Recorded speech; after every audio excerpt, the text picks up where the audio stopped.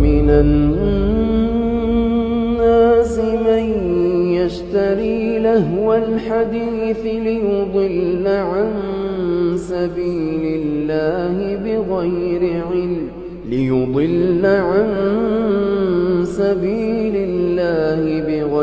علم ويتخذها هزوا أولئك لهم عذاب مهين وإذا تتلى عليه آياتنا ولى مستكبرا كأن لم يسمعها كأن في أذنيه وقرا فبشره بعذاب أليم. Everybody likes music.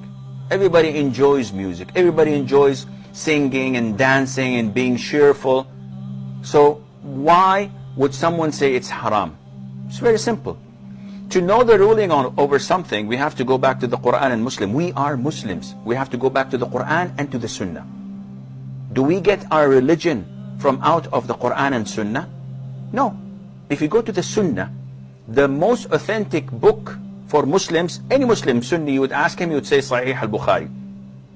This is the most authentic book on earth after the Quran. And in Sahih al-Bukhari, the Prophet ﷺ tells us that there will be people of my ummah making haram things halal. And they would make adultery, fornication. They would make silk. They would make consuming intoxicants, khamr.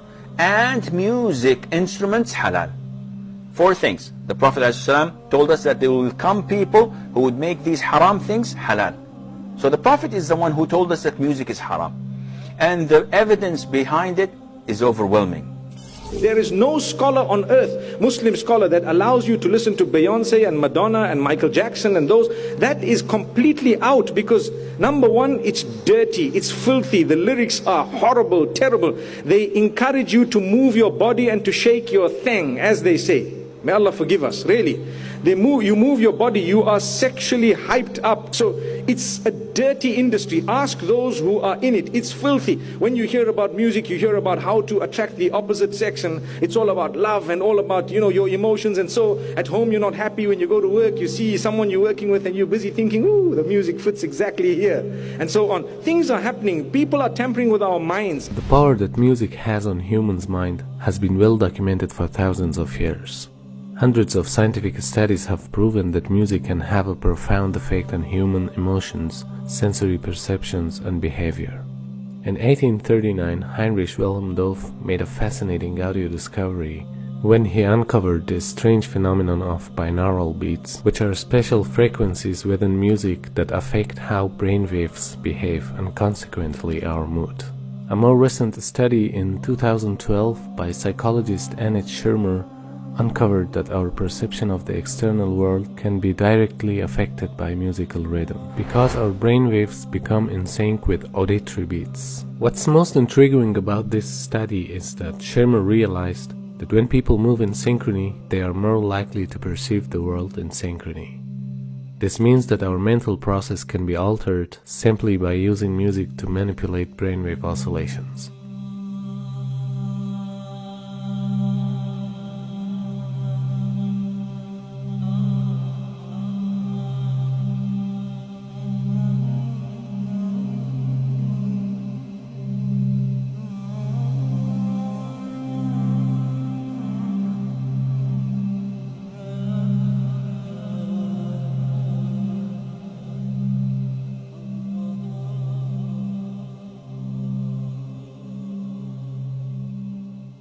Music touches the limbic system, or the emotional system of our brain, which actually, though slower than other parts, can overwhelm all of the other parts.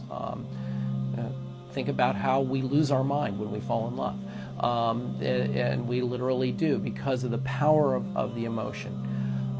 That being said, the music system has been very unresponsive even to industry-applied ratings. All that they had been willing to do was to put parental advisory on the outside of CDs. They would not print lyrics in a visible place. This is complicated by the fact that the Federal Communication Commission has strict limits on what can be broadcast over the air. And historically, the way popular music has been sold is through airplay. We can't expect a system to be put together that will perfectly protect us. We need to protect ourselves. We need to be aware that these media change us and affect us. And we need to actively understand what they're doing, how they're doing, and make choices of whether we want that to be done to us. I think nowadays music is probably one of the easiest means to lose your moral sense. Music is audio pornography today. That's what it is. It's explicit, it's shameless, it's vulgar, it takes your sense of humanity away from you, it makes you look at women as objects, worse than animals. And these people are talking about women like they're talking about, an animal, really. And when you constantly, listen to garbage like that, then you get deviated. And you don't find pleasure except in disobedience to Allah. And that's the sign of a sick heart.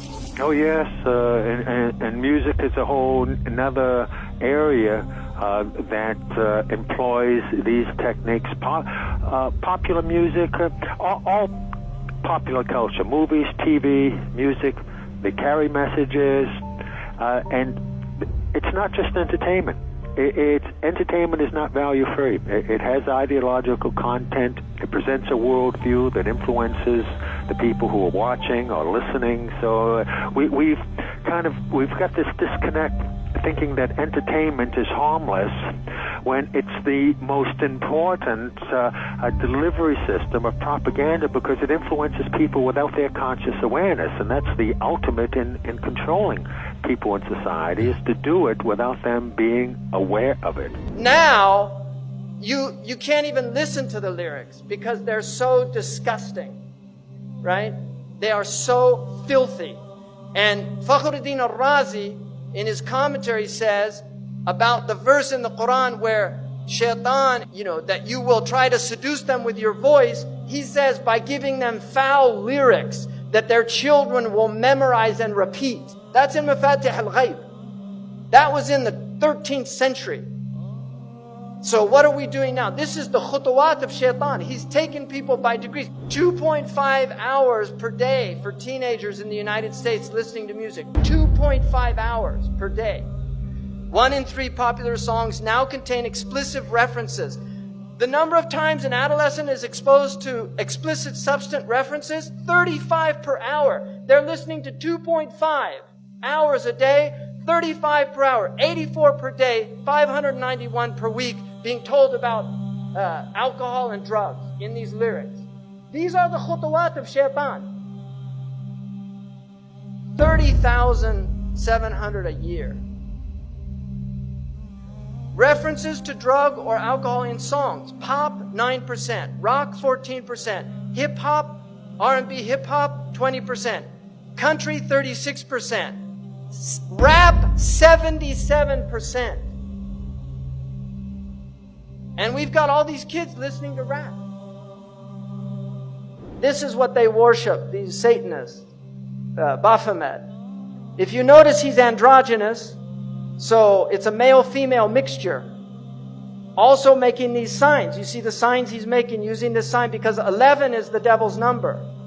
Because 11 is 1 beside 1. In their numerology, they use 11 a lot. And they like multiples of 11. 11, 22, 33, 66. They like these multiples. In their magic, they know the secrets of numbers. And so they use numbers. The Prophet ﷺ, when they used magic on him, they blew on 11 knots. 11 uqda. And this is why the Mu'awwidhatayn has 11 ayahs, because it protects against their magic.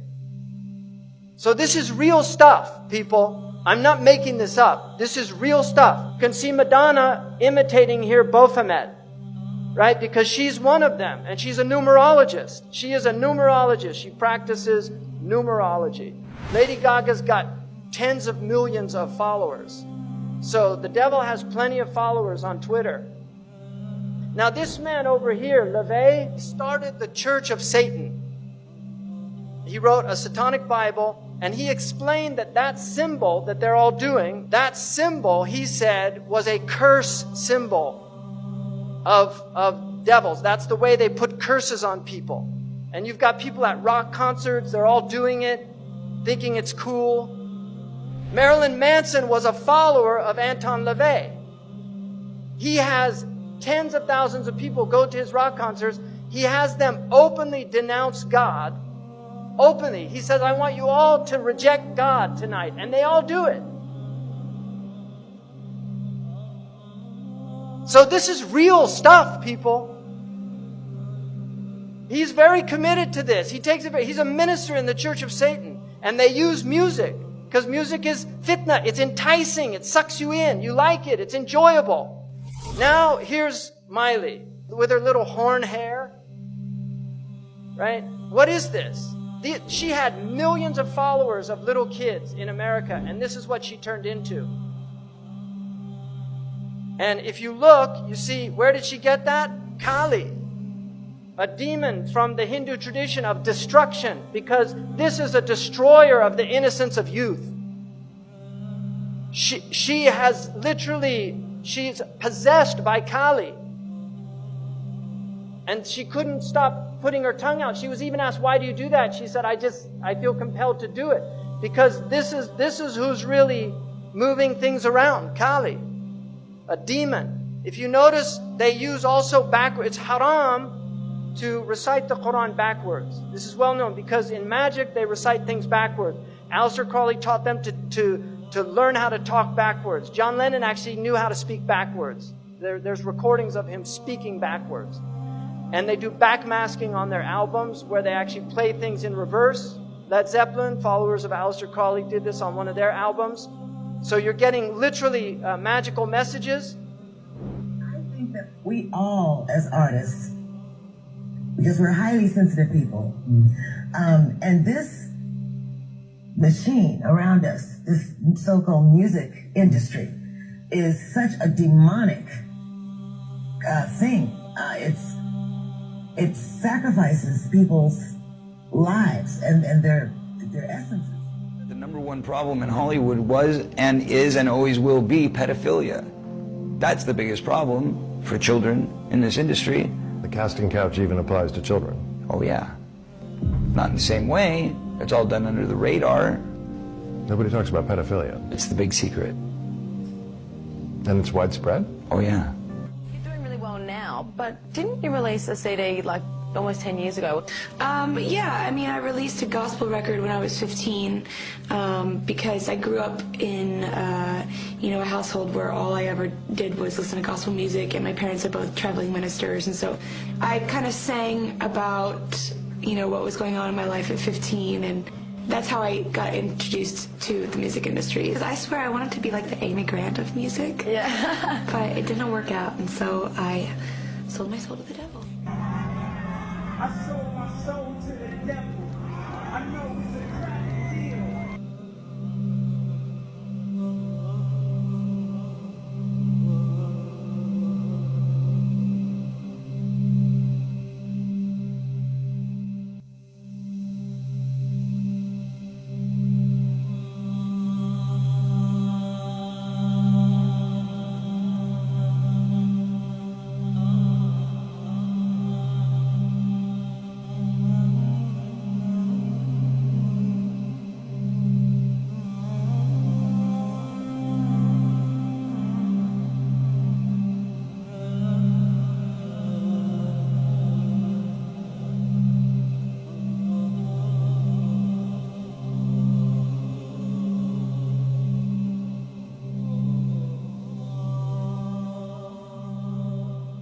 Yeah, I believe in the Illuminati. There is a certain level that you get at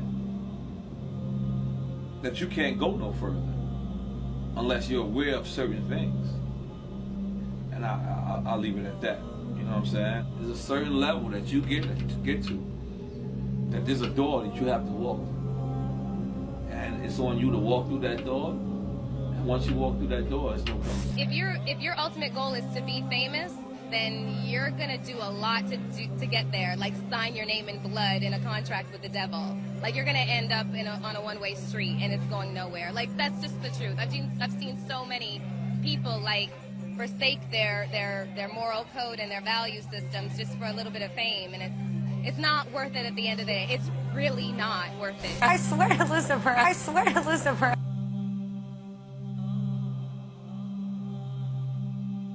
We're seeing a society that not only has a lot more people of lower IQ, but a lot fewer people of higher IQ. In other words, a dumbing down, a chemical dumbing down of society. So everyone's sort of mediocre. That leaves them dependent on government because they can't excel. We have these people of lower IQ who are totally dependent. Then we have this mass of people who are going to believe anything they're told because they can't really think clearly. And very few people of very high IQ who have good cognitive function who can figure this all out. And that's what they want. So, you know, you can kind of piece it together as to why they are so insistent in spending so many hundreds of millions of dollars of propaganda money to dumb down society. Now you see in the West, people listen to music all the time. They're always plugged in. They get in their car, they turn on the music. They walk, they put in their earphones and they listen to their music, and people have long playlists. They spend a lot of money on these things. And so they're lost. They don't have free time to think anymore because their lives are filled with sound. So the demons have immense tools that they've never had before, and they're using them very effectively.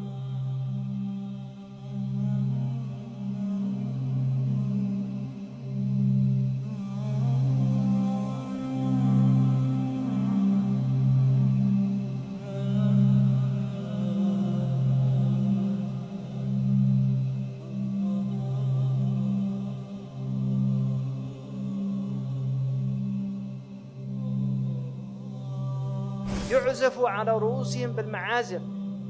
Musical instruments will be on their heads. How did he know about that? That's what it says. I didn't make that up. It says they'll have ma'azif على رؤوسهم ma'azif. On their heads are musical instruments. Who would have known what that meant at the time of our Prophet ﷺ? But now we see it, all these people everywhere. Your mind is filled with their thoughts. You're not even yourself anymore. You're listening to Rihanna or Madonna or Haifa Wahbi or whoever the latest fashionable singer is. أعوذ بالله من الشيطان الرجيم. اللهم بلغ. اللهم بلغ. اللهم بلغ.